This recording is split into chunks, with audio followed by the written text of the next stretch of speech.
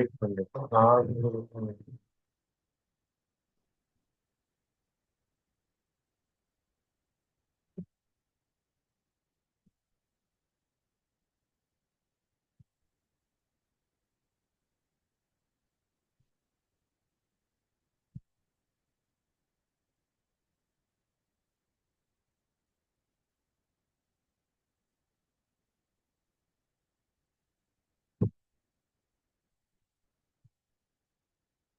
Just a minute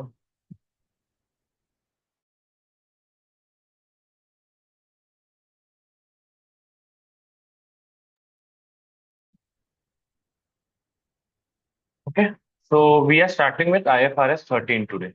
That is fair value measurement. Okay, so fair value measurement.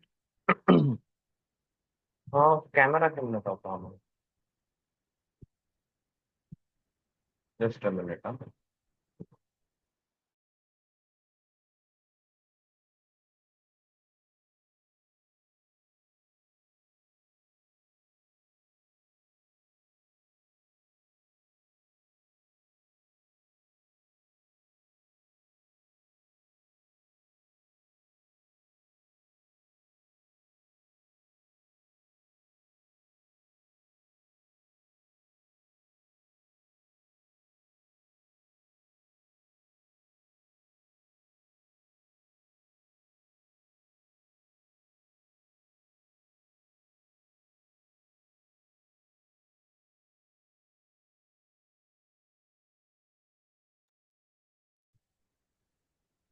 Okay, so many a times what happens is we come across the word fair value. Okay, now what do we mean by fair value? Okay, now as per IFRS 13, what do I mean by fair value is the price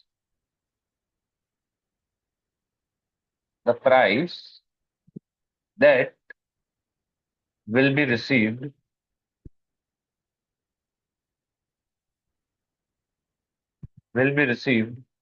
on selling an asset, or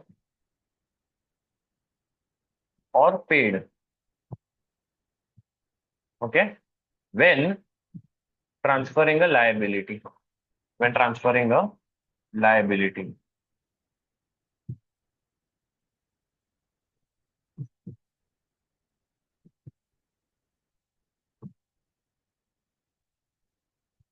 When transferring a liability in an orderly transaction. Okay, in an orderly transaction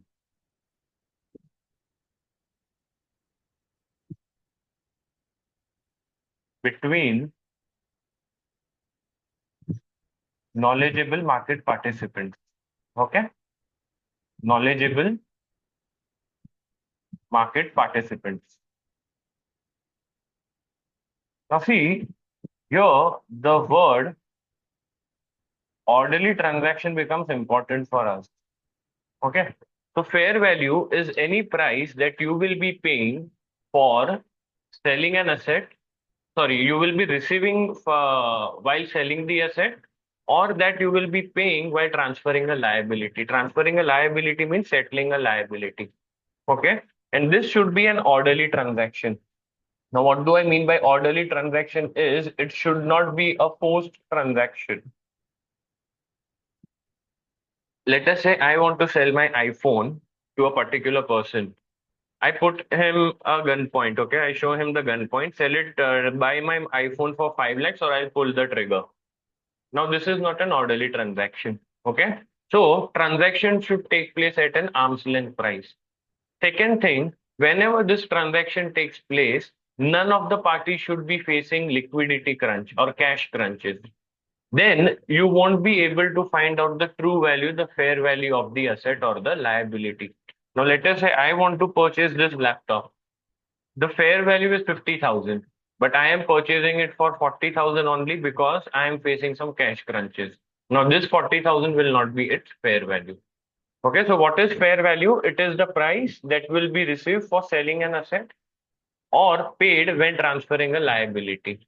Okay, in an orderly transaction between the knowledgeable market participants. The buyers, the market participants should be knowledgeable. They should be aware of all the terms and conditions. Okay, all the market conditions. Okay. Now, see, when pricing an asset or a liability, okay, any market participants will take into account the condition of the asset. If you are purchasing this laptop from me, what is the first thing that you will check? What is the condition of the laptop? Second is the location. And third one is the restriction on any use. If there are any restrictions on use, then obviously you will pay a price accordingly. You want to purchase my vehicle, but there are certain restrictions that, okay, you cannot use this asset for this particular purpose. Okay. So any conditions, location, and restriction on the use will affect the fair value of the asset or the liability. Okay. And orderly transaction. Okay. That market participants are not forced into the transaction. The market participants should not be forced into the transactions. Okay. Now, arriving at the fair value, we have different approaches. First one is market approach. Now, what do I market approach is I value the asset or the liability based on the recent sales price. For example, a similar laptop was this same laptop or a similar laptop was sold for 50,000. So can I say the laptop the features of both the laptops are same? So can I say even the fair value of this laptop will be 50,000? So you are finding out the fair value of the asset or the liability based on the recent sale prices. Okay. Second one is the cost approach. Now, what do I mean by cost approach is that if I were to purchase this exact same laptop, what is the price that I would have to pay? This is what do I mean by the replacement cost. If I want to purchase the same laptop, how much price would I pay? Okay, that would be by replacement cost. And third one is income approach, where the entity they prepare the financial forecast. They value the asset or the liability on the financial forecast. Okay, for example, I anticipate that okay, I am generating an income of 2 lakhs every month by conducting lectures on this laptop. Okay. Now I am saying that, okay, I will be using this laptop for another 3 months only, not more than that. So what I will do is, this is P1. Okay. So I'll add one more zero. Let us say I am generating an income of 20 lakhs over a year by delivering lectures using this laptop, and I will be using this laptop for another 3 years. Now, in this case, what I will do is I will find out the present value. Whatever is the present value will be my fair value of the asset based on the income approaches. Okay. So in practice, everyone follows market approaches. Okay. Cost approach is never followed. And this is followed when, okay, I'll tell you when do we follow this. Okay. We will do it when we come into price. Okay. When we come into next topic, I'll tell you that when do we use this financial forecast. So whatever approach is taken, the aim is always the same. Estimate the price that would be transferred in a transaction with a market participant. So we got to know what is fair value, a price or money that will be received on selling an asset or paid when settling a liability in an orderly transaction between knowledgeable market participants. And should the transaction should be a forced transaction, it should not be a forced transaction. And one more point, none of the parties should be facing any liquidity crunches. Okay, any cash crunches. Okay, so this is a basic introduction of fair value. Now, why does this standard become important for us? Whatever standard we study, let us say we have standard IAS 16, we have IAS 40, we have 38, we have 36, we have 41. Okay. Now, here in all these standards, also IFRS 5. Now, all these standards, we will come across the word fair value. Okay. The standard will say fair value. But how do we find out the fair value is we will have to make reference to IFRS 14. We will have to make reference to IFRS 13.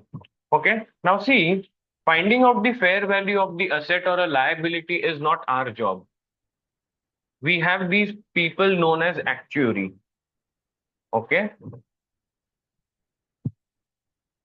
Actuaries or the independent valuers, where they give us a certificate that, okay, based on our assumptions, this is the fair value that we expect. So they will be giving us, what I say is, they will be giving us a certificate that, okay, the share price of your company is so and so. I'm not talking about the listed stock. I am talking about the unlisted public company, okay, or the private limited company. What they give is they give you a certificate. They give you a certificate which will state, okay, what is the share value.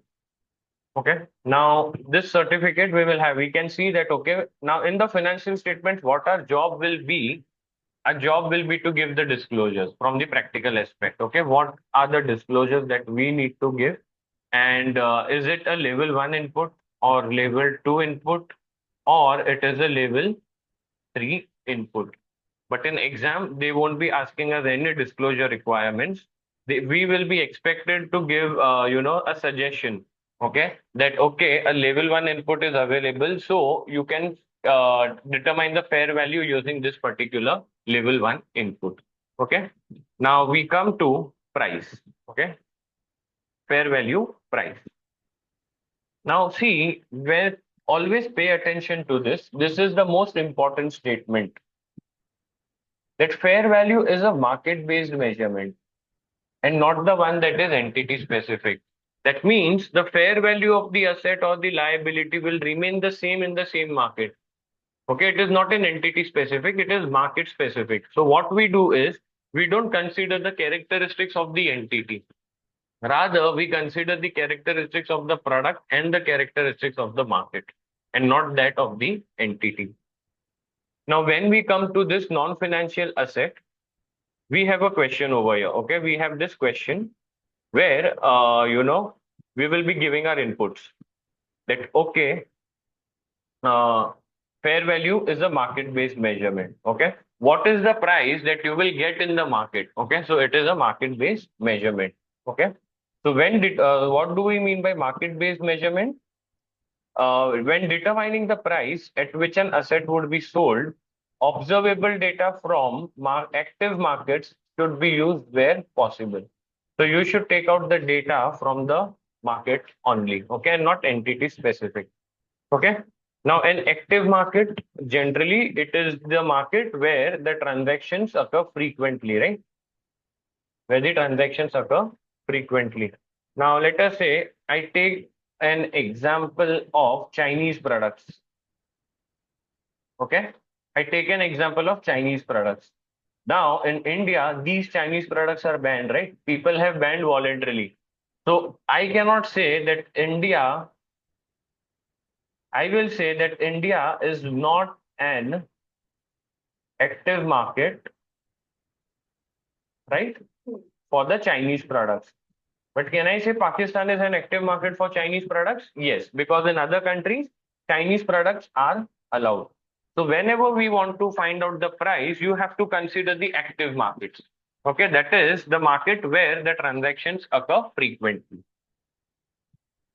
So I'll complete it. India is not an active market for the Chinese products.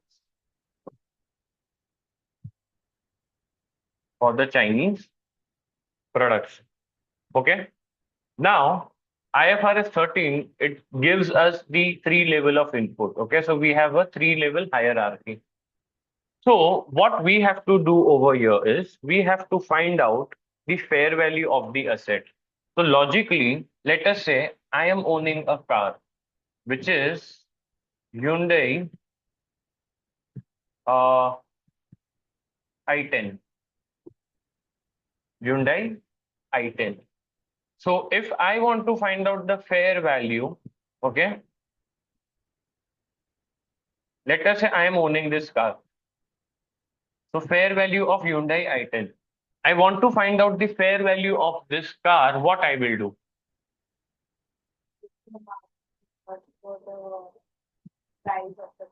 Perfect. So at what price is this Hyundai i10 being sold? So what I do is, first preference I give to is the quoted prices for, can I say identical asset? And here our identical asset will be Hyundai i10. It will be Hyundai i10. Now see, if this is black Hyundai i10 and this is red Hyundai i10, then again it is my identical. Okay, I cannot say that it is similar. So see, similar and identical both are different. Identical means exactly the same. We are not concerned with the color. We are concerned with the features. Okay. Now let us say I am not able to find out Hyundai i10 in the market. So what I do is I will find out a car which is similar, which is having the features similar to Hyundai i10. Okay. So here what I do is, can I say I will make reference to Hyundai Centro. Now both are similar only, right? Both are budget cars, both are compact cars, not a sedan, not an SUV. Both these are same in the features, similar in the features. So what I do is, if I am not able to find out the quoted prices for the identical asset, then what I do is I make reference to quoted prices for similar assets. And obviously, where do I go and look the prices in active markets or less active markets? Obviously, active markets for similar asset. Okay. But do you think the features of Hyundai i10 and Hyundai Centro would be the same? No. Now let us say Hyundai Centro is having a manual transmission. Okay. Now, what do I mean by manual transmission is you have to change the gears manually. Okay. And let us say Hyundai i10, the one which I am owning, is having automatic transmission. Now, in automatic transmission, the gear, I am not concerned with shifting the gears. We have drive, neutral, parking, and reverse. But here you will be having one, two, three, four, five neutral and okay, and reverse, six and reverse. Let us say this is my automatic transmission car. Okay. So don't you think if I want to arrive at the price of Hyundai i10, then I will make an adjustment for this feature. So let us say if Hyundai Centro second hand is trading in the market at 4.5 lakhs, right? So I will make an adjustment for this feature. I will have to consider this feature of automatic transmission. So what I will do is I will make an adjustment to my fair value of 4.5 lakhs. So I will take 4.5 lakhs and make an estimate that okay, if a car, if I take an automatic transmission car, what is the extra that I may have to pay for this feature? So let us say here I estimate the fair value to be 4.75 lakh. Understood? An estimate. You will make an estimate. Okay, that okay, if Hyundai i10 I purchase manual car and Hyundai i10 automatic transmission, what is the price difference? So let us say the price difference is 25,000. Now what you will do is to this 4.5 lakhs, you will be adding 25,000. This is an estimate just I have explained you. Okay. So firstly, what happens is which asset do you give reference to, identical or similar asset? First is identical. Okay. If identical asset is not available, then similar asset. Okay. Now similar asset, you will have to make adjustments for the features. But now the standard says if there is significant adjustment made to the level 2 price, then it is no longer a level 2 input, it is a level 3 input because it is more of an estimation rather than a fair value. Okay. Now let us say you are not also able to find out Hyundai Centro in the market. You are not able to find out Hyundai Centro in the market. So in that case, now management will make an estimation.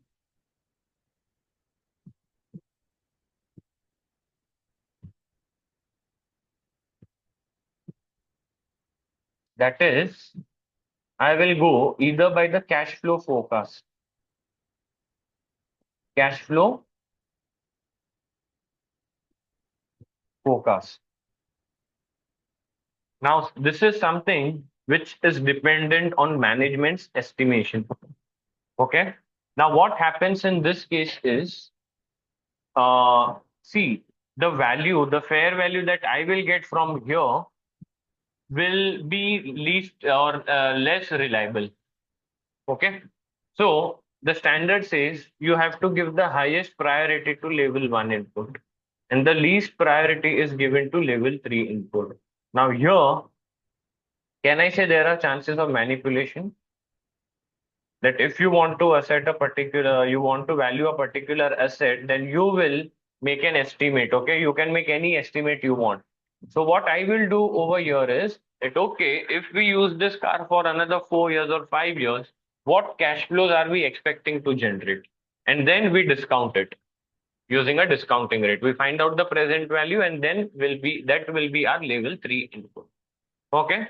So this is the same sequence or same logic that IFRS 13 tells us, that we have a three-level hierarchy for finding out the fair value of the asset or the liability. Level 1, level 2, and level 3. Now, level 1 is quoted prices for identical assets. Second one is quoted prices for similar assets in active markets. Or let us say you have quoted prices for identical asset but in less active markets. Level 2. So second for level 2 will be quoted prices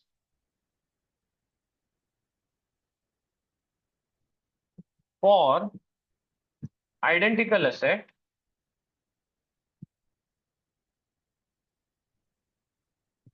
in less active markets. Now, can I say the logic behind this, that if you are taking a price from the less active market, you will have to make an adjustment to that price to you will have to make an adjustment to that price to arrive that, okay, if this would have been an active market, then this is the price that I would have received. Okay, so quoted prices for identical asset and less active markets. Now, do you remember there is a Zara showroom in South Bombay, which was shut? Okay, it happened that this store was shut because they were not able to afford the rent. They were not able to pay the rent. And that shop is quite huge. I guess it's somewhere around 40 to 50,000 square feet. Now, see, finding out the prices of this property would either be level 2 input. It will never be in level 1 input. Because firstly, the market is not that much active for 50,000 or 60,000 square feet of property. No one actually purchased this huge property. So let us say they want to fair value, they want to measure the fair value of that property. So obviously it will fall into your level 3 input. Oh, sorry, level 2 input, not level 3. Identical asset you won't be able to find out. Okay. Now again, see, any land or building, it will always be a level 2 input only. Because the Hisar is, let us say this is the Hisar East area. Now here, 850 square feet flat is for somewhere around 1.4 crores. Now you go to the Hisar West area. Now there, the price will be different, somewhat different. And this price is due to the adjustment or difference in the features. Now every land and building will have its own features. Here we have a 7-story building. Now, same flat you purchase in 14-story, 20-story building, the price will be a bit higher. So, any land and building you want to find out the fair value, it will always fall under level 2 input for the land and building. Understood? Okay. So, here I have certain more examples for level 1 and level 2 inputs. Okay. So, level 1 inputs is quoted prices for identical assets in active markets. Okay. That is black Hyundai i10 and red Hyundai i10. Level 2 inputs is first one, quoted prices for similar assets in active markets. Example include Hyundai i10 and Hyundai Centro. Okay. Second example, second input is quoted prices for identical assets in the less active markets. That is, let us say Hyundai i10 in Pakistan, less active market, or observable inputs that are not prices. Now you want to find out the fair value of the interest rate swap that you have entered into. It will always be classified as per level 2. Now this is something that we will be learning in AFM, interest rate swaps. Okay, it is a kind of a derivative. So there we will be learning it into more detail. So just for now, understand interest rate swap. What happens is one party wants a fixed loan, another party wants a floating loan. So what they do is they do the opposite. So the party who wants the fixed loan will take a floating loan and then transfer it to another person who wants the floating loan. And the person who wants the floating loan will take a fixed loan and transfer it to another party. So what they do is they exchange the cash flows. Okay. So like on the face, it seems that, okay, this party has taken a floating loan, but no, they have taken it and transferred it to someone else. So this is what do we mean by interest rate swaps that we will be learning in more detail in AFM. And third one is unobservable inputs, that is management estimates, which include cash estimation or the profit estimation. Okay.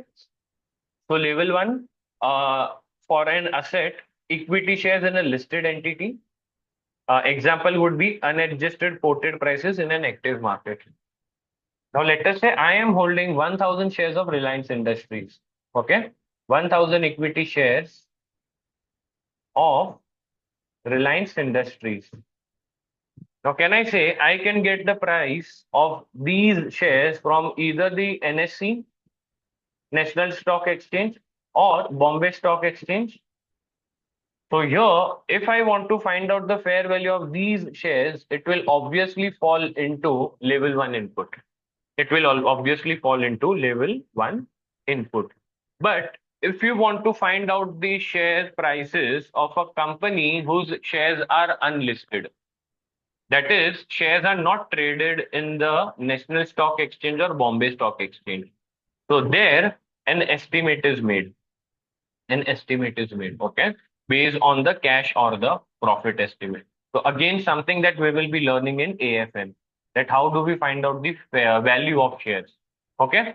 So it would fall under level 3 input. Now, building held and used, always what I say is building held and used, always a level 2 input. Because see, the features of the building will be different, right? The features of the property will be different. Okay.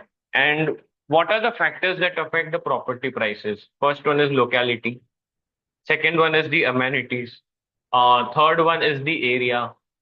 Okay. So these are all three factors which affect the price of the property. So here we always have a similar asset and not identical asset. And level 3, cash generating unit.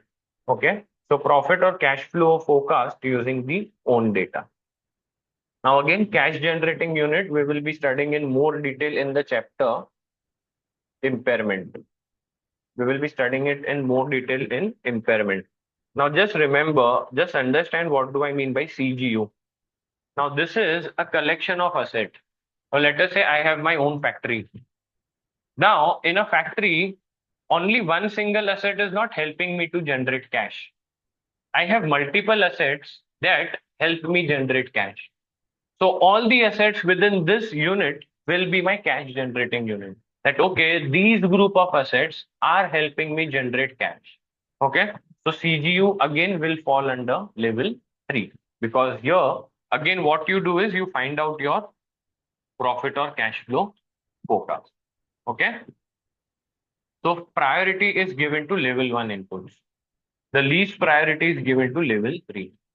So you have to follow the sequence. We cannot pick out on a random basis. You have to see if a level 1 input is available. If level 1 input is not available, then we check for level 2 input. If level 2 input is not available, then we check for the level 3 inputs. Okay. Now level 3 input will be available. Management will have to make an estimate. Okay. And significant adjustment to a level 2 input would lead it to being categorized as a level 3 input. Now see, significant adjustment, the word here is not defined. What do I mean by significant? Standard has not given us any definition. So here, a professional judgment will have to be applied. Okay, so as per an entity, okay, is this a significant adjustment for us, or it is just a small adjustment that is to be made? Okay, so what you have to remember is this first point. Highest priority is given to level 1 and least priority or the lowest priority is given to level 3 inputs. Okay, just go through it once, this table, and then we solve an illustration on this.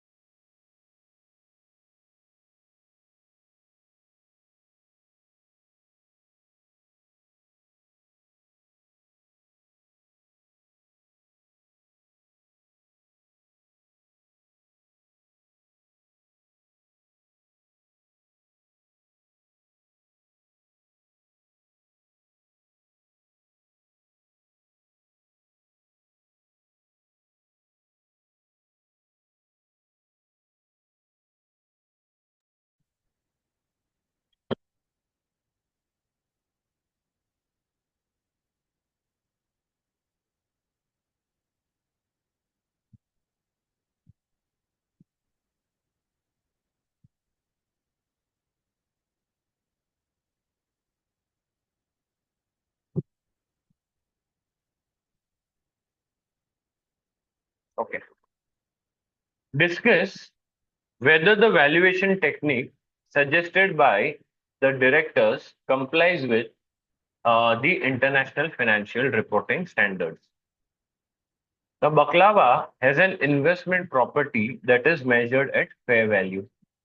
Now, this property is rented out on short-term leases. The directors wish to fair value the property by estimating the present value of the net cash flows that the property will generate for baklava. Now, they argue that this best reflects the way in which the building will generate economic benefits for baklava. The building is unique, although there have been many sales of similar buildings in the local area. Okay. So tell me, is this as per the accounting standard or it is not as per the accounting standard?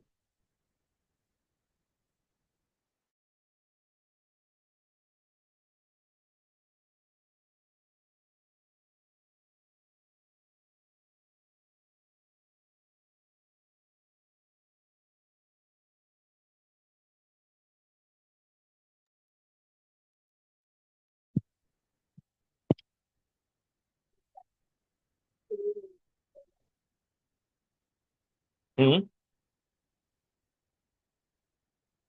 Apply this three level inputs, na three level hierarchy, the fair value hierarchy.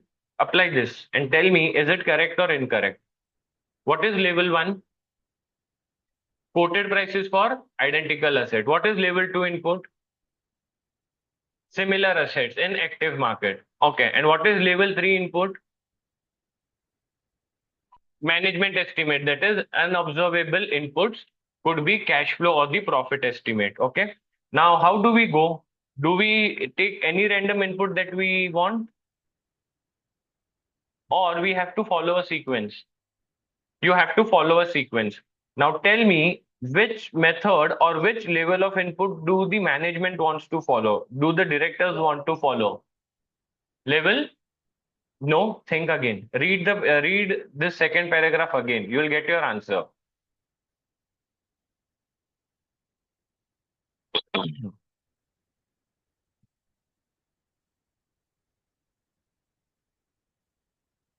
The directors wish to fair value the property by estimating the present value of the net cash flows that the property will generate for baklava. Is this level 2 or level 3?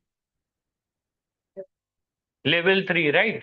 Now they are justifying, obviously, they will justify their stand.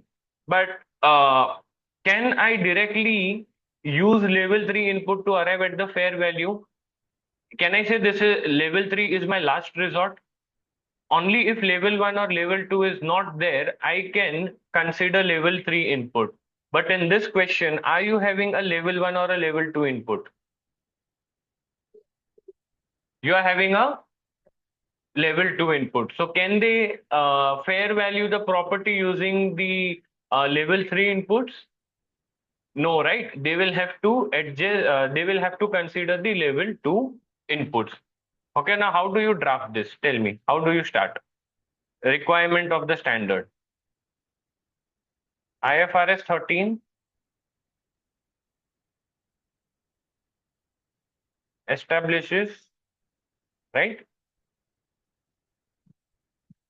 a three-level hierarchy of inputs to be used for measuring the fair value of the asset or a liability, of an asset or a liability. Okay. Level 1 inputs are given the highest priority, correct? Level 3 being given the lowest priority. Now, what should I write next?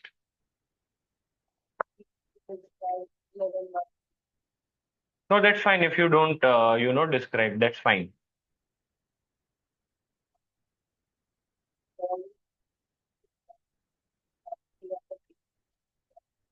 In the given case, the directors of Baklava wish to measure the fair value of the investment property using the,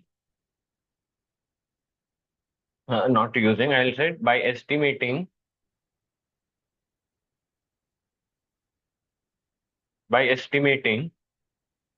the present value of the net cash flow.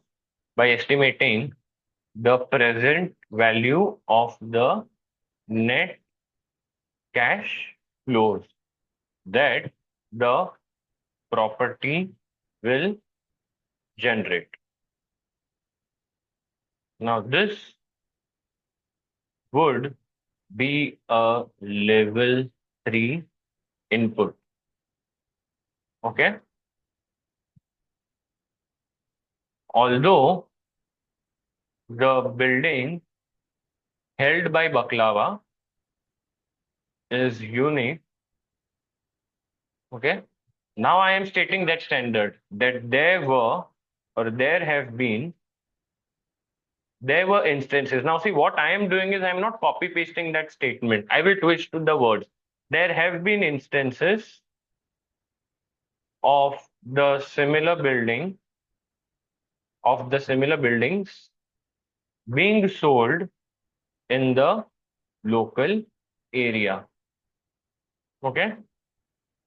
Level 2 input would mean making reference to the quoted prices of the similar assets in the active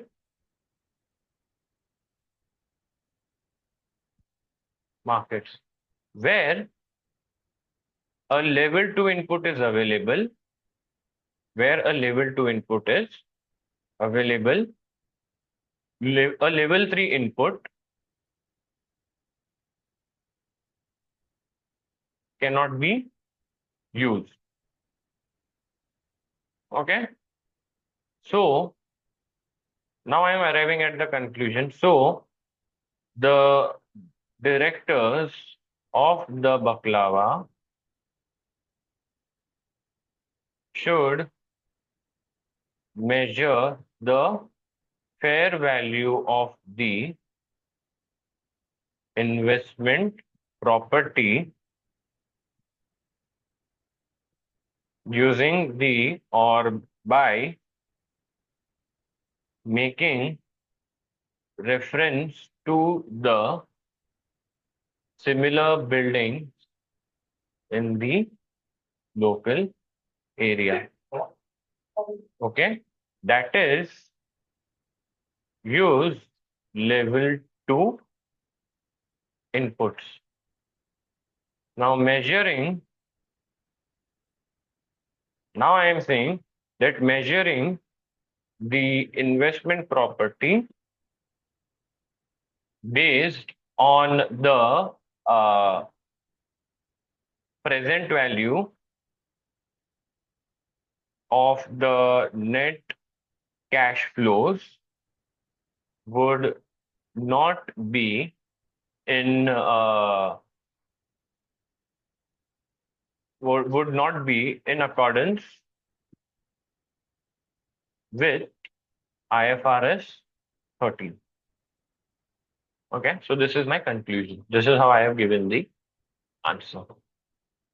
Just go through this. So what I have done is I have first stated the requirement of the standard.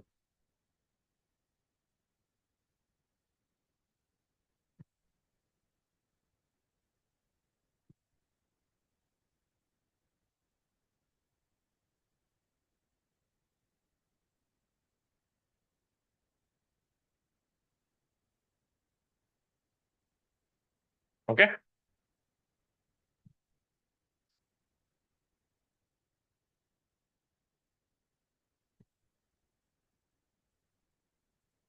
Now markets, we have two types: principal market and the most advantageous market.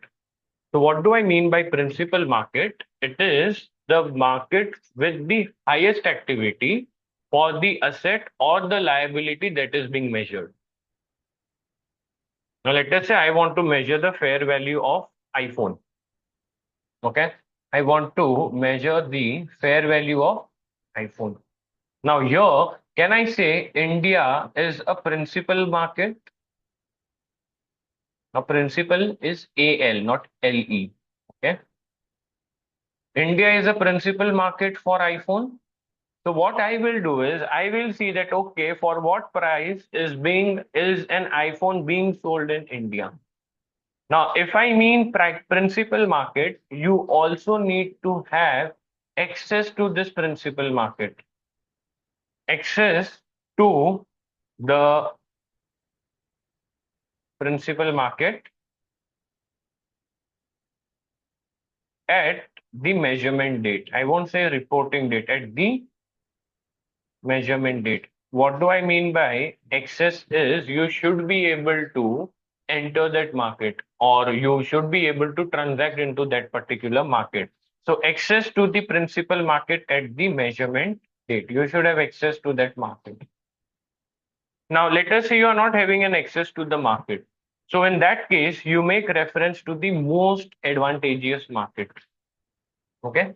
So principal market is a market with the highest activity for the asset or liability that is measured. Okay. However, most advantageous market is the market where you will be getting maximum amount for the asset that is sold, or you will have to pay the lowest amount or the minimum amount for the liability to be transferred. See, the standard, the word itself says, right, most advantageous. Now let us say you're having three markets: India, South Africa, and UAE. And UAE. Let us say you are getting an iPhone. You can sell the an iPhone in India for let us say $1,000. I will have to take foreign exchange, USD. Then only the amount becomes comparable. Africa, let us say you will be getting $850 only. And UAE, you will be getting $900 for selling an iPhone. So here, India would be my most advantageous market. India would be my most advantageous market. However, if it would have been a case of liability, then I would have taken the least amount. That okay, my fair value of liability is, let us say, 850. Okay. So we have two markets. Market one is the principal market. What is the principal market? Market with the greatest activity for the asset or the liability being measured. An entity must be able to access this principal market at the measurement date. Whenever you are carrying out or measuring the fair value of the asset or a liability on that particular date, you should be able to transact with that particular market. Okay, you should be having access to that market. Second one is most advantageous market. See, again, most advantageous market, you will be giving reference to most advantageous market only if there is no principal market. So if there is a principal market, you have to use the prices in that market. Okay. The most advantageous market, it maximizes the net amount received from selling an asset or minimizes the amount paid to transfer a liability. Okay. Now here we have two costs. First one is transaction cost and second one is transportation cost. Okay. So do remember, whenever you want to find out the fair value, now only in case of most advantageous, huh? You want to find out which market is the most advantageous, you will be subtracting the transaction cost. Okay. However, the asset or the liability will be valued at the amount excluding transaction cost. Transaction cost would be added because no, it will be subtracted, right? Now, see, your intention is not, see, what happens in case of a fair value is, fair value, you are giving reference to an exit price and not an entry price. See, what does the standard say? What is a fair value? The price that you will receive for selling an asset or pay to transfer a liability. So you always take an exit price. So let us say you can sell this asset for 1 lakh and transaction cost incurred, that is your brokerage or commission, is 1,000. So what is the net amount you are getting? Is it 1 lakh 1,000 or 99,000? So in that case, your fair value will be 99,000. Understood? So not 99,000, it will be 1 lakh. But why are we subtracting this is just to see which market is the most advantageous. Okay. So transaction cost such as legal and broker fees will play a role in deciding which market is most advantageous.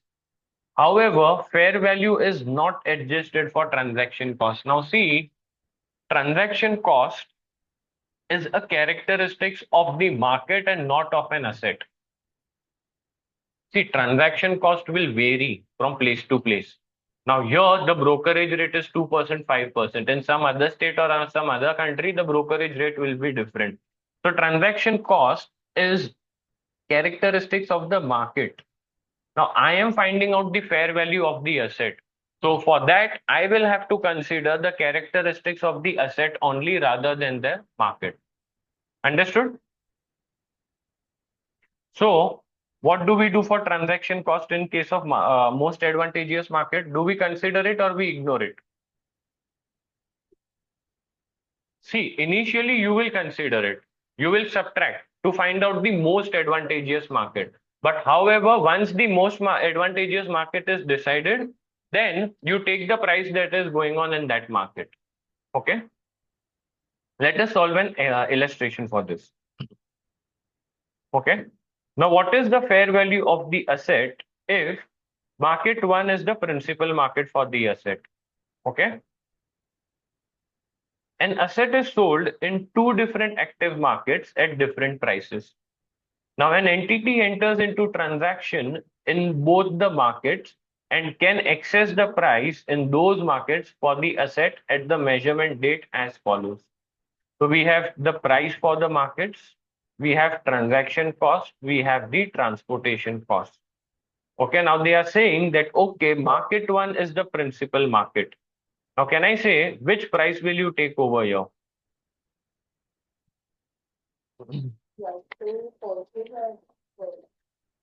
Now, see, that's what.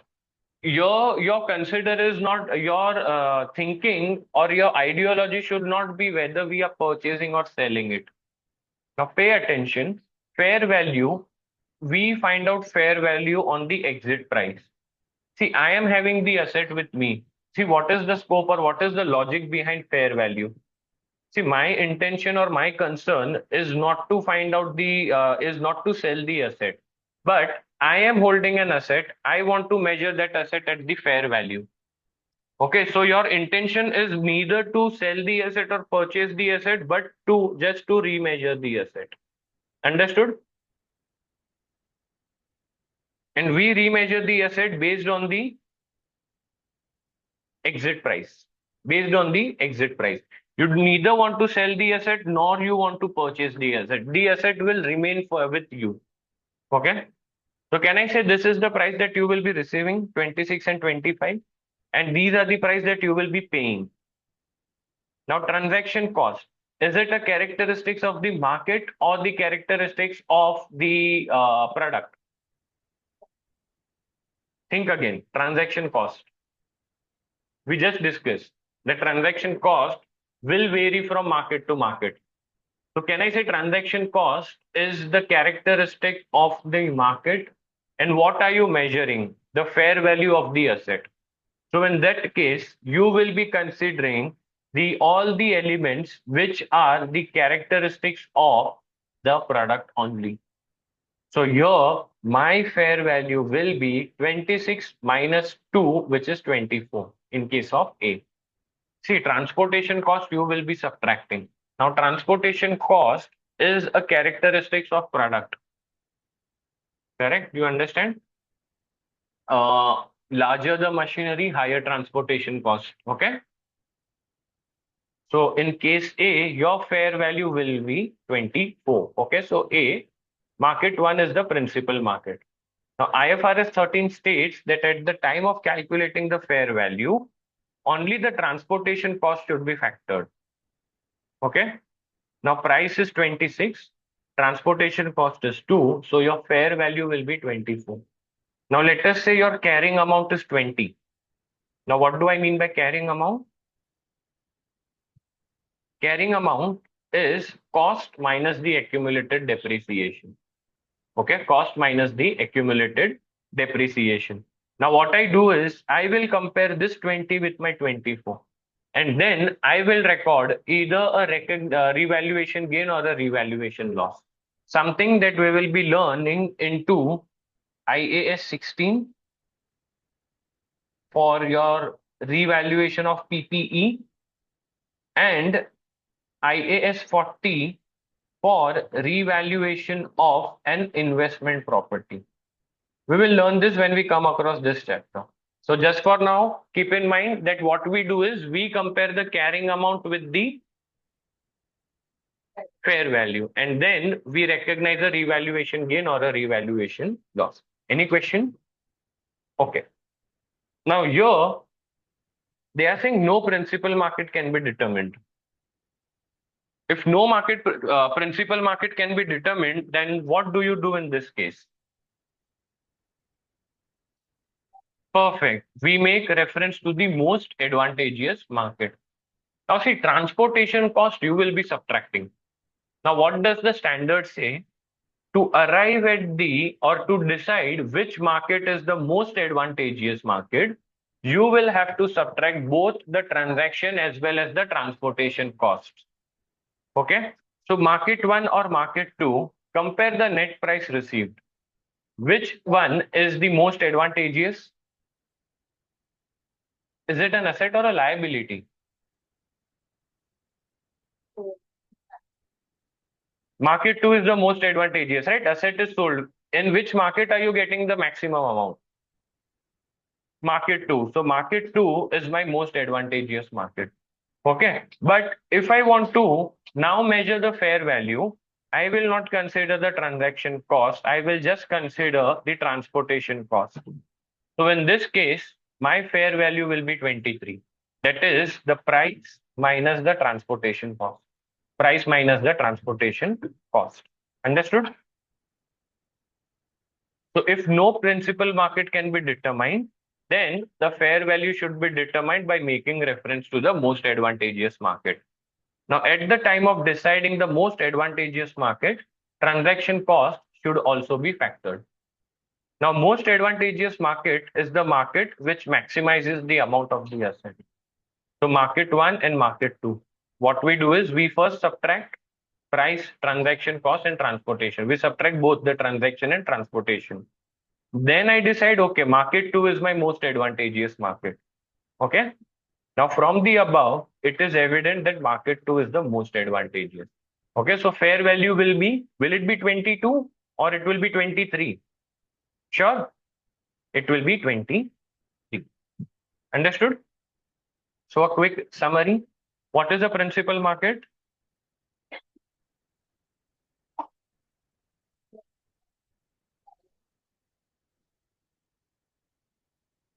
No. Go by the word, na? What is the word over here? Principal. Principal means the main market. Okay, now I won't use the word main market. We will be telling a market. This is a market with the highest activity. With the highest activity for the asset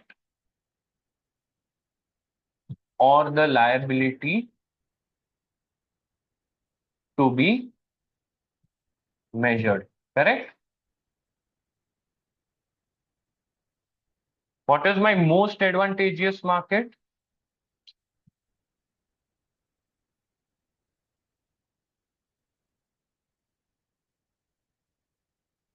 See, go by the word most advantageous.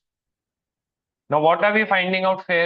Which fair value are we finding out? What are we finding out over here in this chapter? What are we finding out? Fair value of the asset or liability.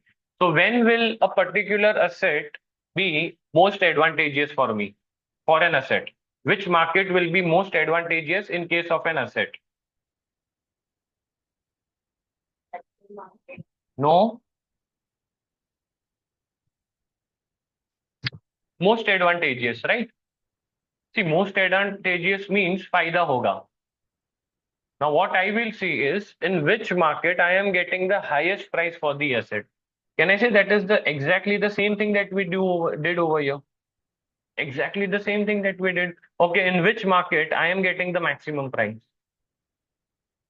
Okay, so can I say most advantageous market? It is the market which maximizes which maximizes the amount received or received on selling an asset, right?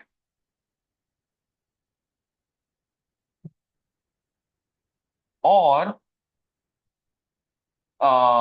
minimize the amount, minimizes the amount paid on transferring a liability, right? Transferring a liability. Got it? So this is my most advantageous market.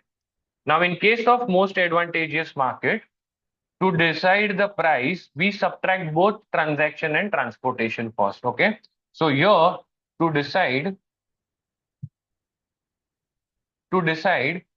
which market to decide which market is the most advantageous. Which market is the most advantageous? Subtract both transportation costs and transaction cost. So transportation and transaction cost. Correct?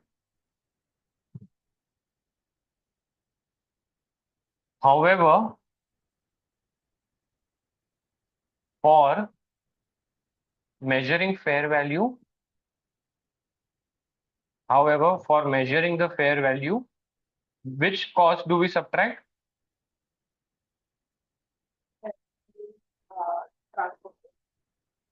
Subtract the transportation costs only. Subtract the transportation cost only.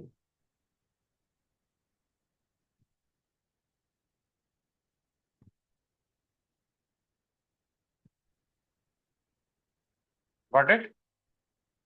Okay. You are going through the notes now on a daily basis. So just ensure that, or else towards the end, we will be struggling with the concepts. That should not happen. Towards the end, it should just be practicing of questions. So now, every day I am sharing the notes. You have to go through the notes. So once we are done with this, before coming for the tomorrow's class, you will have to go through these notes. Okay. Now, next, non-financial assets. Okay. Now, just for now, understand. See, to understand what is a non-financial asset, I will have to explain you what is a financial asset. Okay. Now, financial asset is something that we will study in the chapter financial instruments. Okay. We will be studying in the chapter financial instruments.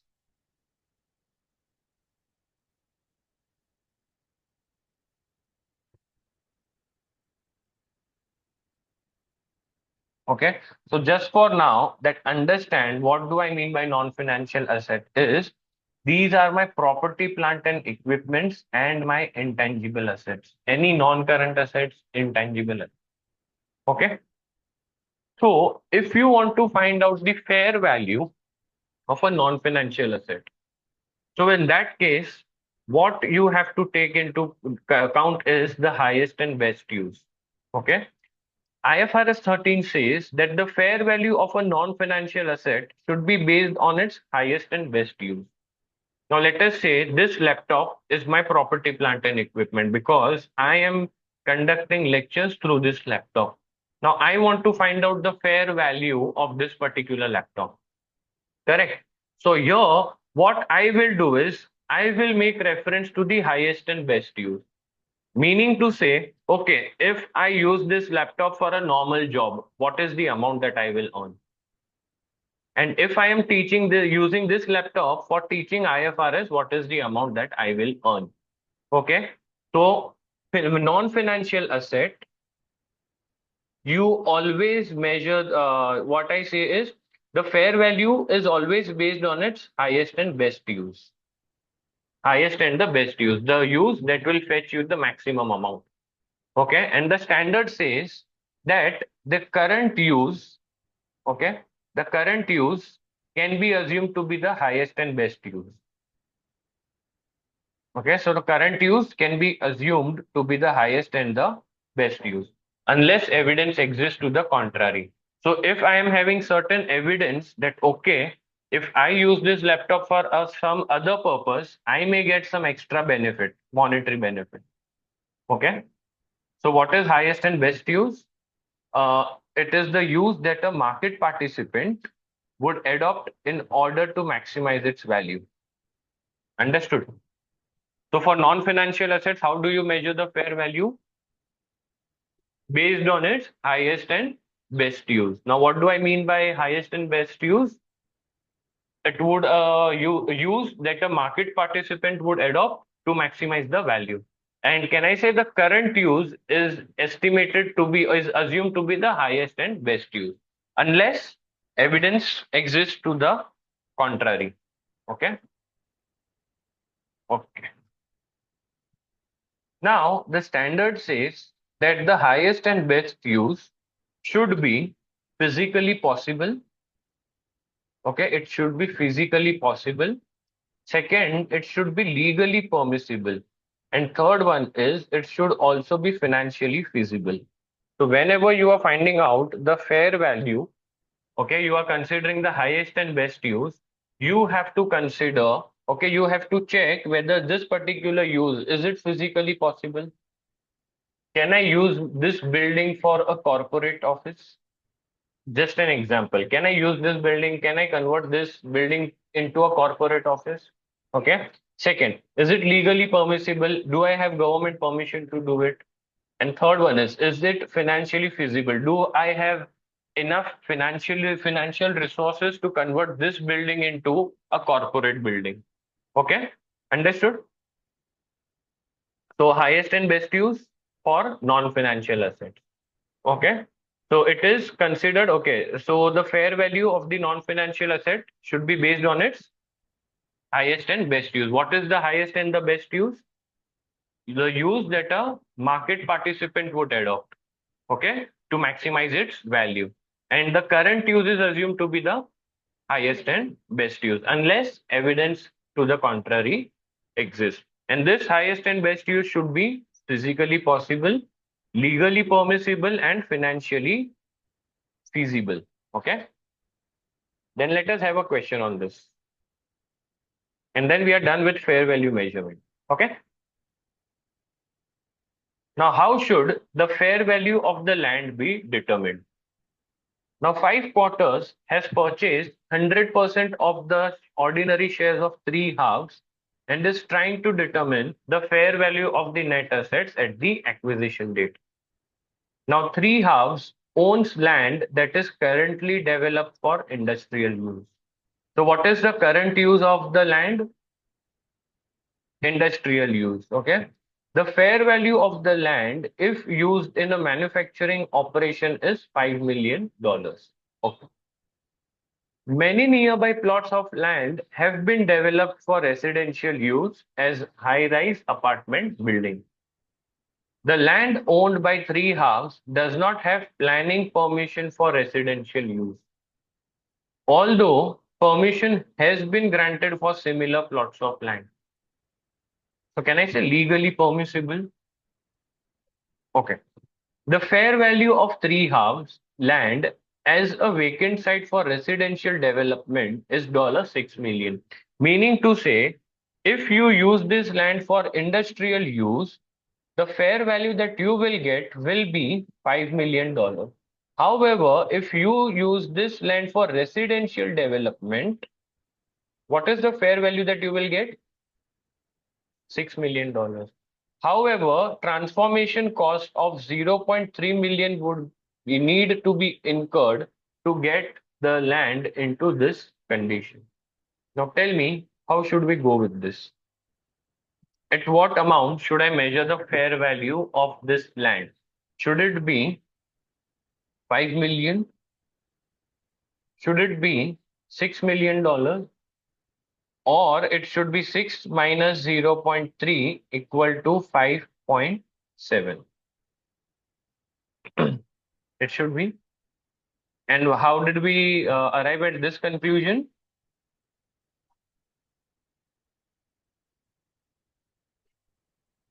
Will be subtracted from the fair value. That's fine. But how did you get to know that, okay, I have to take 6 million only, and why not 5 million? The highest and the best use. But can I say they did not get any planning permission for residential use? Did they get any permission from the government? So in that case, what should we do?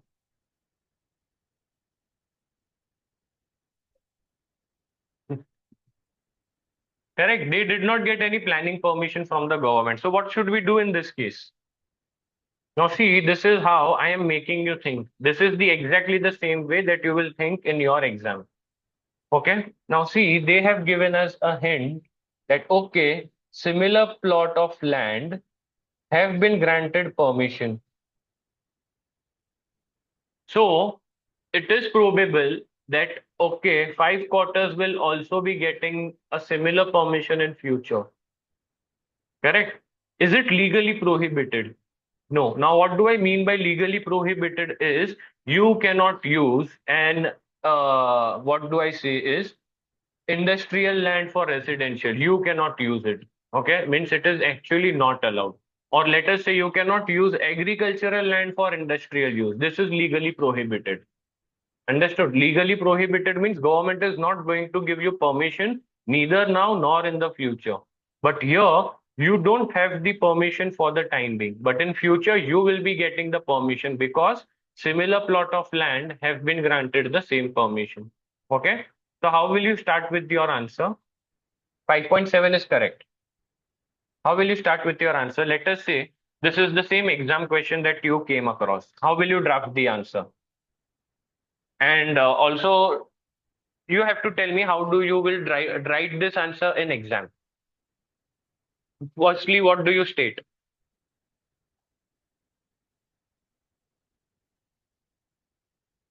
According to IAS or IFRS 13, Hmm. non-financial, non-financial Perfect. Hmm. Non-financial assets are measured at fair value considering its highest highest and best use. And the current use is uses highest wait, current the current use is assumed to be highest and best use contrary. unless evidence exists to the contrary. Then what you say? Perfect. 1 mark done. Next, what will you write next? Given scenario or the Three halves own land.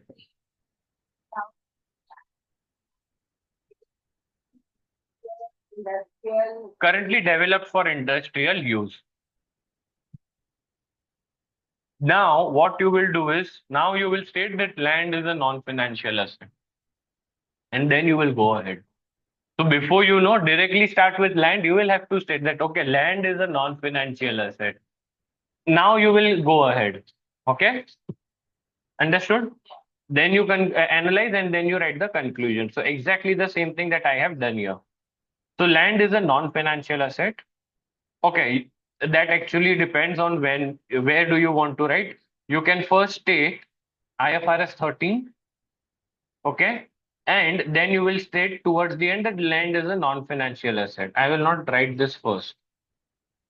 Okay, so what I will do is,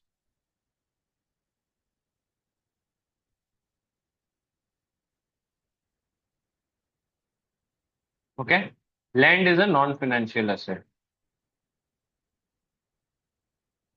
So IFRS 13 states that the fair value of a non-financial asset should be based on its highest and best use. Now, this is presumed to be the current use unless evidence to the contrary exists. The highest and best use should take into account the uses which are physically possible, financially feasible, and legally permissible. Okay, financially feasible and legally permissible. Now, land is a non-financial asset.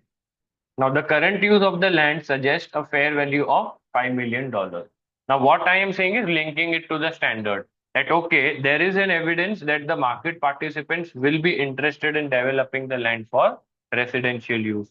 Now, residential use is not legally prohibited. Okay. Now, I am stating that, okay, similar plot of land have been granted planning permission. So, it is likely that particular plot of land will also be granted the planning permission. If used for residential purpose, the fair value of the plot would be $5.7 million. Okay. Now it would seem that the land's highest and best use is for residential development, and its fair value is therefore $5.7 million. Okay. It is that easy. So you just have to follow the structure, even if it is in easy words, then you will still get your marks. But do ensure that you have a professional tone in the exam. Now, see, I have not written that directors are wrong, they don't know anything. You cannot use such words, okay? You have to be professional and courteous while writing, okay? Even if a particular director or the accountant has made a mistake, you don't have to point out those mistakes, okay? You just have to justify your facts with the requirement of the standard, the provision standard. With this, we are done with IFRS 13. Now, yesterday, when we were doing one question on, where there was a pandemic scenario, fair value of investment property. Okay. Now, let us consider that aspect. We have just done fair value. I'm opening the file. Just a minute.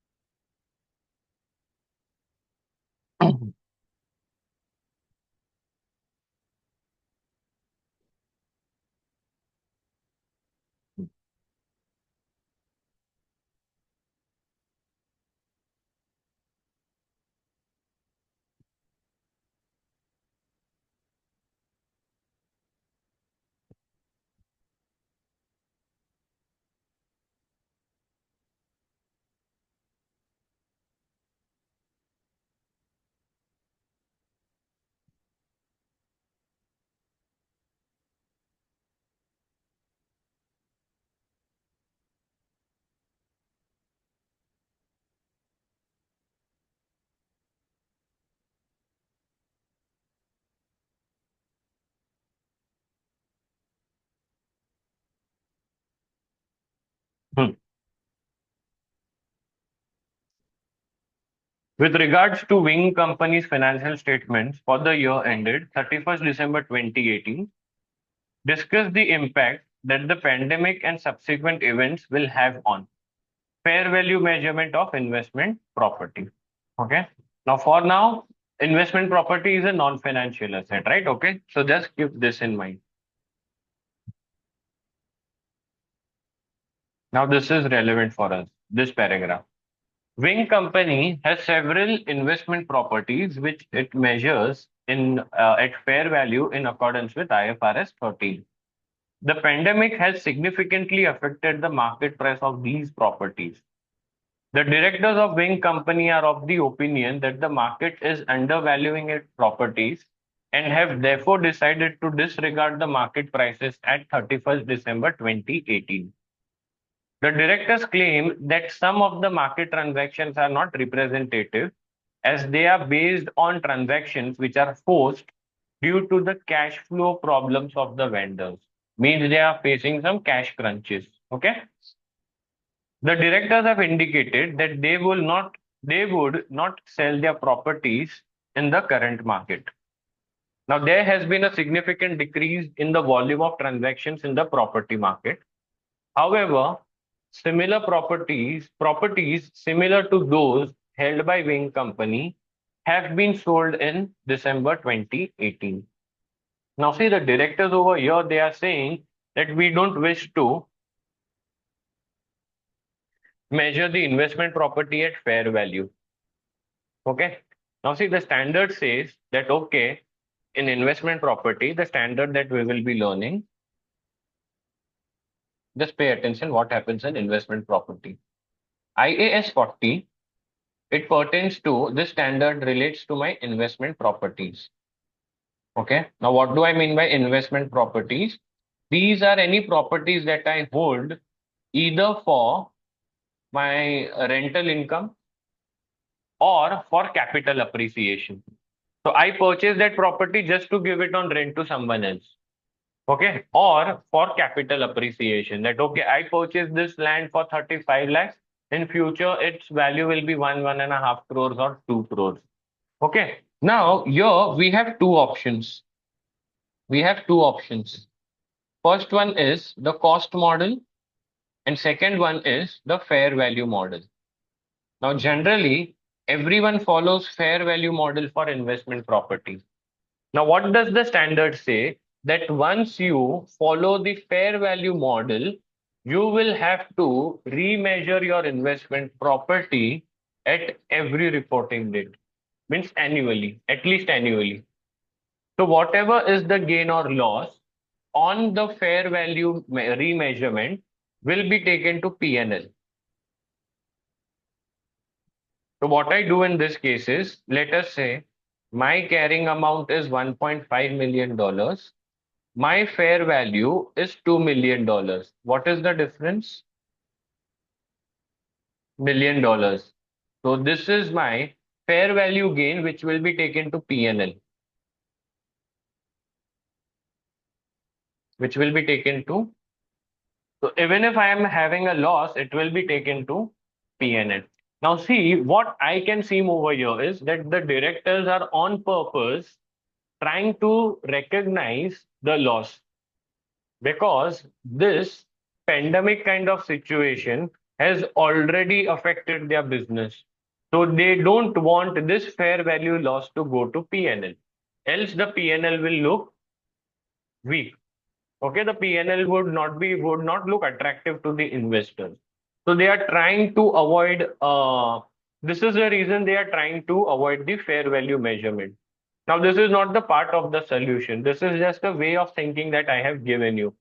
Now you have to think and tell me that okay, investment property once it is measured at fair value will always to have to be measured at the fair value.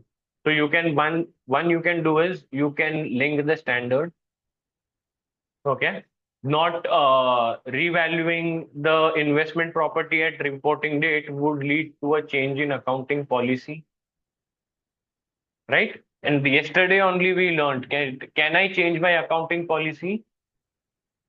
I can change the accounting policy only if required by the standard, or the change in accounting policy would lead to a more better presentation of the financial statement. You can write one this point that okay, you cannot change the accounting policy. Second point, can I say you will have to remeasure this and take it to PNL because the similar building has been the property similar to those held by Wing has been sold.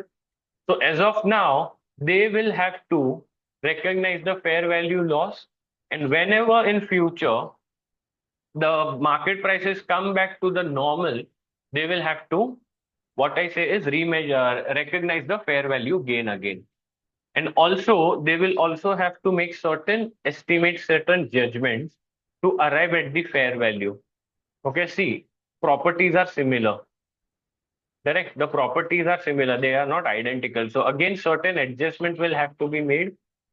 Understood this? So fair value measurement of investment property. Where can I say here they are also saying that market transactions are not representative as they are based on transaction. Okay, that's fine. They have also told us one thing that the volume of transaction has also significantly decreased. So here what you can write one point is that okay, a judgment will also be required to make an adjustment to the fair value to consider that if this is a fair value, okay, means to arrive at the true fair value. Because obviously there has been certain instances of the people facing liquidity or the cash flow problems, right? So you can write about this point also, that the directors or the management will also have to consider this fact. Okay. So again, a simple, how many mark question? 6 mark. You can also state IAS 8 over here, change in accounting policy, and you can also write investment property. Okay.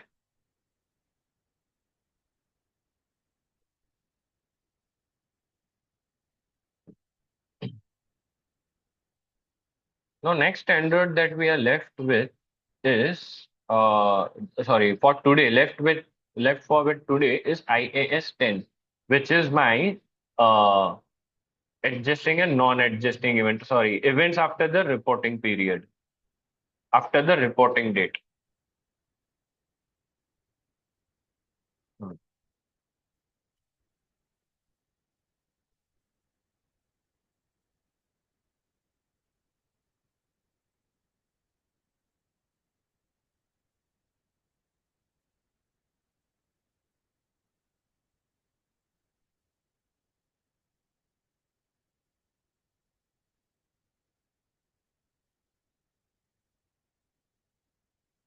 Hmm.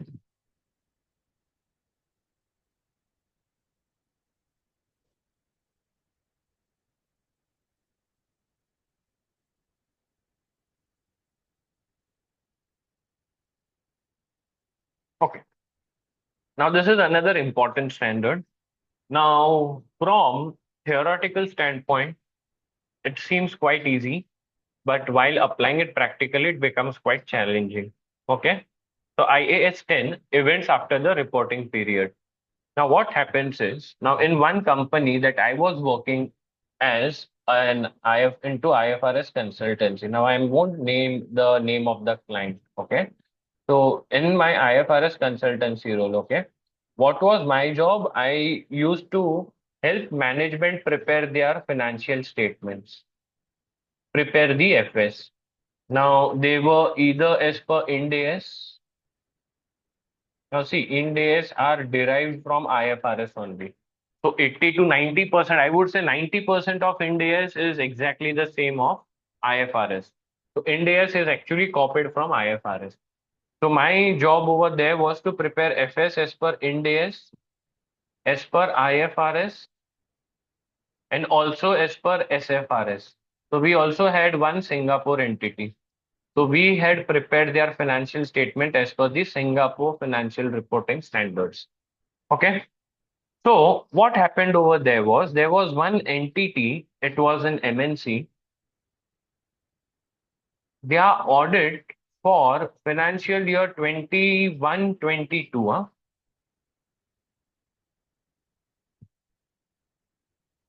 21-22 was still going on in the financial year 24-25.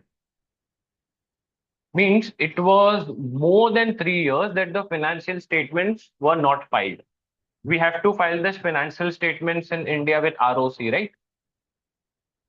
So here what used to happen is, what was my reporting date? 22.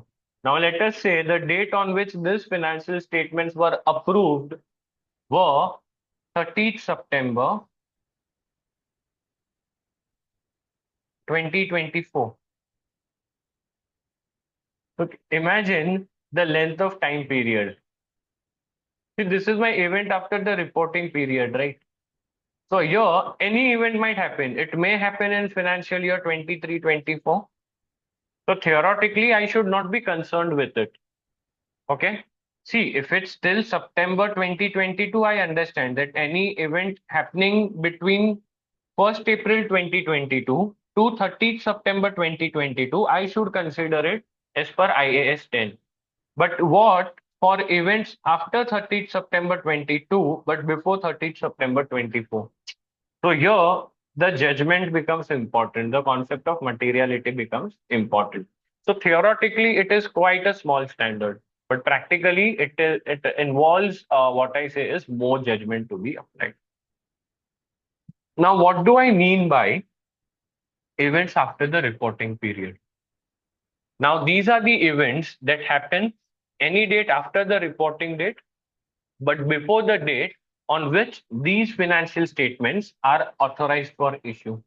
So, any events happening between these two dates. First one is reporting date, second one is FS authorized for issue.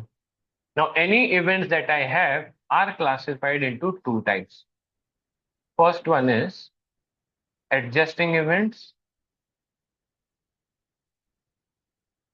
and second one I have is non-adjusting events. Okay. Now, how do we get to know whether an event is adjusting or a non-adjusting event? Okay. Now, see, generally, whenever we prepare the financial statements, these are prepared on the basis of the conditions existing at the reporting date. Whatever is the condition on the reporting date, we prepare our financial statement on that basis only. Meaning to say, let us say if on reporting date I get to know that one of my customer has become bankrupt, then obviously I will have to write off those debts as my irrecoverable debts. So this is the reason that we recognize an allowance for receivables. That okay, on my reporting date, I have a certain sum of money receivable from my customer, and there are chances that this customer may not pay me, and hence we recognize an allowance for receivable. Okay, understood? So, what happens in this case is financial statements are prepared on the basis of conditions existing at the reporting date. Now, what do I mean by non-adjusting event?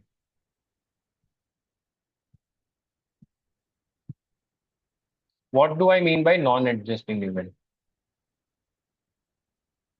The standard says that non-adjusting event is an event which is not an adjusting event. Sounds funny, right? But this is what the standard is saying. Okay? Event which is not an adjusting event. So it becomes important for us to know that, okay, then what is an adjusting event? What is an adjusting event? Now, the standard defines an adjusting event as follows. Okay, it says it is any event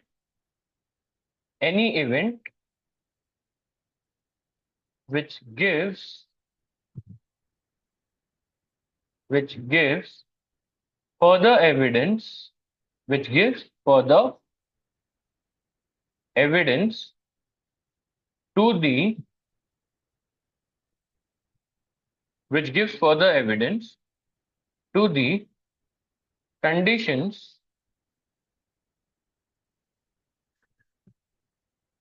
existing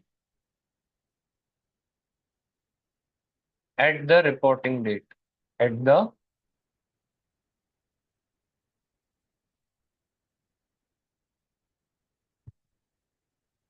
reporting date. So it is any event which gives further evidence to the conditions existing at the reporting date. Now let us understand this with the help of an example. Okay. Now let us say we continue that same example over here. What I had done was, I am talking from your standpoint, okay? Bhavik and Isha. Now Isha had sold goods to Bhavik. These goods turned out to defective. So what I had done was, I had filed a case on you for compensation for the damages. I had filed a case on you for the compensation. Now, at 31st March, at 31st March, let us say 2025, the case was uh, the issue was in litigation. Okay, the issue was in litigation.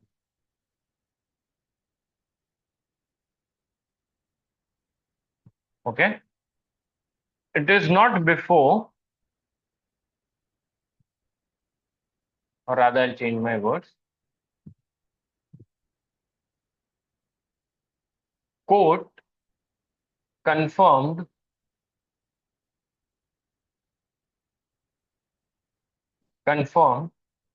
the existence of liability. Okay, confirmed the existence of the liability on, I will say, 10th April, 10th April 2025. Okay. Now I am stating that financial statements were authorized for issue on 30th June. Okay. 30th June 2025. Now pay attention when you are preparing your financial statements. So ideally, at 31st March, you should show a contingent liability for the case that is going on, right? For the compensation that is payable by you. But now, can I say the court confirmed the existence of liability? On which date? Which is the date before the authorization date, the date on which the financial statements were authorized for issue, that is before 30th June. Now, can I say there was a condition at 31st March? What was the condition at 31st March? There was a case that is going on. Now, with this event that had happened on 10th April, this event that had taken place on 10th April, did it give you any further evidence to the condition that was existing on the on 31st March?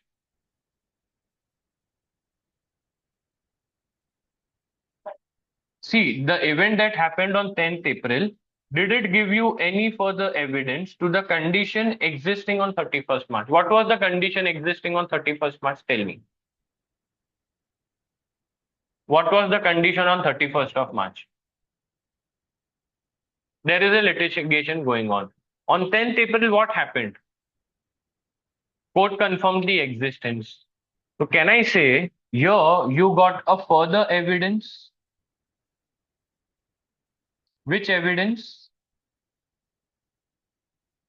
That okay, a condition had existed. Now this event that happened gave us a further evidence. Now what I will do is, what you will have to do, Isha, is you will now have to recognize a provision, recognize a provision for compensation.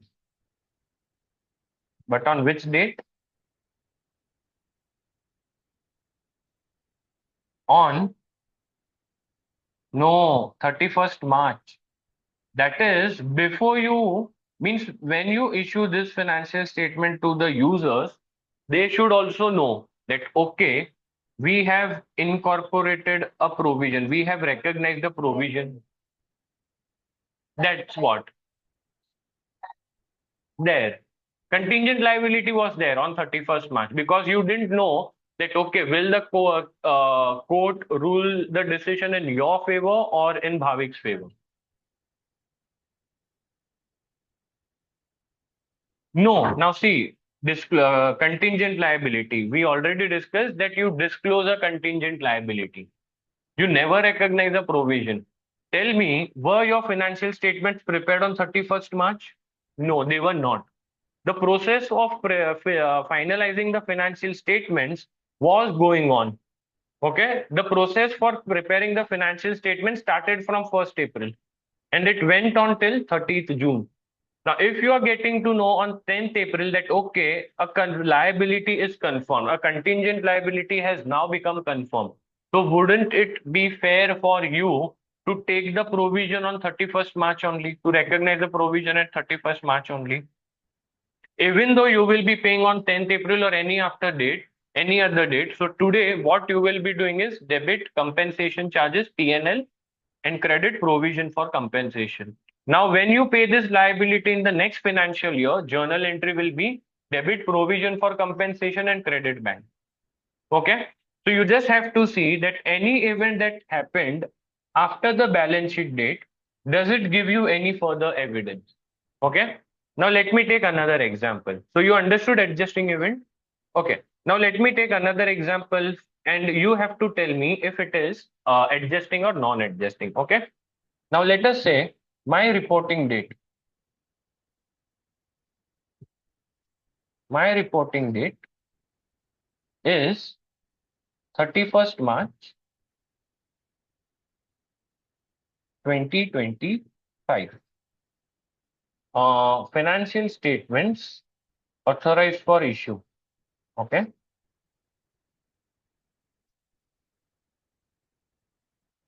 Financial statements were authorized for issue on, I take the same date, which is 30th September.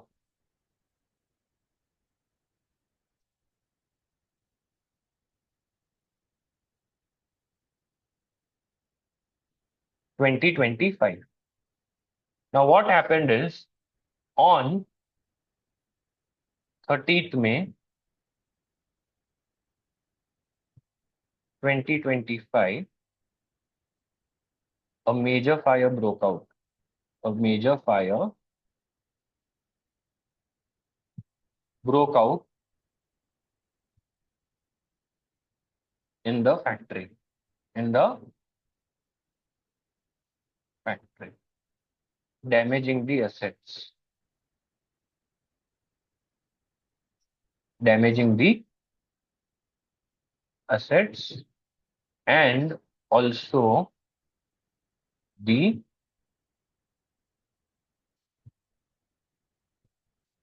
inventory. Now you have to tell me whether this event that happened, that is the major fire, is it an adjusting event or it's a non-adjusting event? And how can you conclude this? How can you confirm this? Perfect. Perfect. On 31st March, were you knowing that, okay, in future a fire will take place? No. So in such cases, don't you think this information becomes important for the stakeholders or the users of the financial statement? It becomes important for them to know this. So what do is we don't recognize this, but disclose it in notes to accounts. Disclose it in notes to accounts. Now, I would like to add one more point over here. Now, let us say the fire which broke out, okay, impacted or affected the ability of it impacted or affected the going concern ability of the entity. Now, in that case, you would have adjusted your financial statement. So what you have to see is any non-adjusting event that is happening, is it affecting the going concern assumption or not affecting? If it is not affecting, then you just have to disclose it. Okay, if it is affecting the going concern assumption, then you have to recognize the transaction today itself. Today means at 31st March. And you will be preparing your financial statements on the breakup basis. Now, what do I mean by breakup basis is under the assumption that the company will go into liquidation in the next 12 months.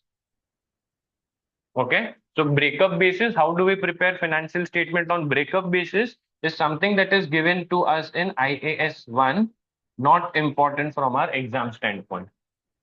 Okay. Understood? So adjusting event, do we recognize the transaction or we disclose it?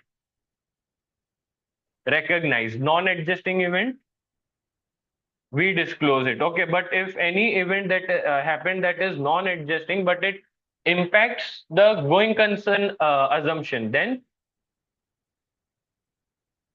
we create a not create we adjust the financial statement. We adjust the financial statements. Okay. So treatment events after the reporting period. Events which occur after the year end, but before the financial statements are approved. It gives new evidence on condition which existed at the year end, adjust the financials. Gives new evidence on condition which did not exist at the year end. So, but impacts going concern assumption, you again adjust your financial statements. If no, then you have to disclose the nature of the event and also the estimate of the financial effect. That, okay, we are estimating a loss of so and so rupees. Understood? And there are certain examples of adjusting and non-adjusting. Just read through it now once.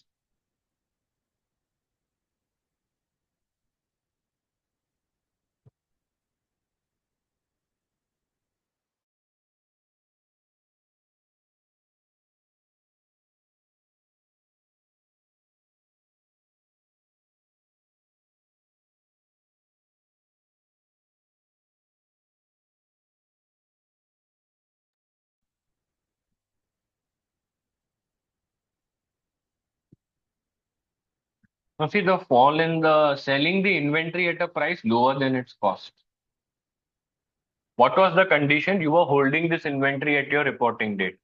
But what happened is after the reporting date, you are selling this inventory at a price lower than its cost. Now, this gives an indication that the NRV of the inventory has fallen down. And so you will have to recognize the loss. Okay.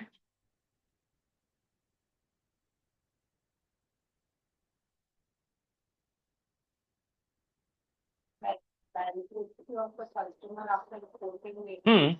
But he, like, it's important that the bank had created the provision for the same, like, you knew that would be bankrupt. So that's what, if see, the news were going on that whether this customer will become bankrupt or no. Now, what will happen is once the customer is declared bankrupt, I won't create an allowance. Rather, what I will do is just write it off as my bad debt. Okay, so the bankruptcy of a customer after the reporting date. Now, this confirms that an allowance is required against the receivables balance at the reporting date. Okay, so you either what you do is recognize allowance for receivable, that is provision for bad debts. One thing that you can do is, or what you can do is just write off the bad debts immediately because got to know that you are not going to get it. See, either way, can I say your PNL is impacted in the same year only? Whether you create an allowance, you will be debiting your PNL, or you just write off the bad debts at 31st March. Again, this will impact your PNL. Understood?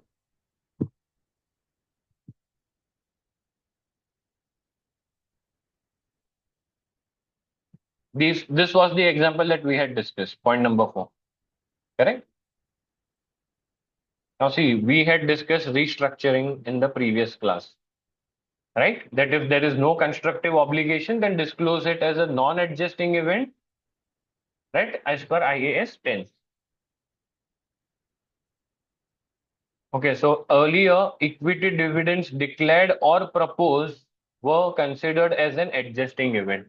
But now you just have to state it in your financial statement. You just have to disclose it. Okay, it is no longer an adjusting event. Okay, got it? So non-adjusting event, you have to give the description of the event, that is nature and the financial impact. And the last one is going concern issues. So this is something that we already discussed. If the going concern, any event that happened, okay, which affected the going concern assumptions, but this happened after the reporting date, you have to prepare your financial statements on breakup basis. Now, what do I mean by breakup basis? Everything gets classified as your current asset and current liabilities. There is nothing like non-current asset and non-current liabilities. Why? Because you will be selling off all the assets and paying off all the liabilities in the next 12 months. Okay. So this is your, there is a new standard, IFRS 18, that has replaced IAS 1. Now, this standard will be tested from September attempt onwards. That is September 25 onwards. So, in your June attempt, you have IAS 1. Okay.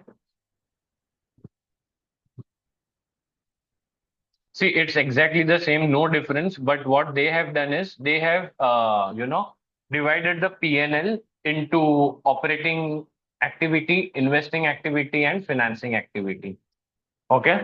Is this particular income or expense from your operating activity or investing or financing activity? This is the only change, nothing else. Everything else is the same. Okay, just read through this and then we are done with this chapter.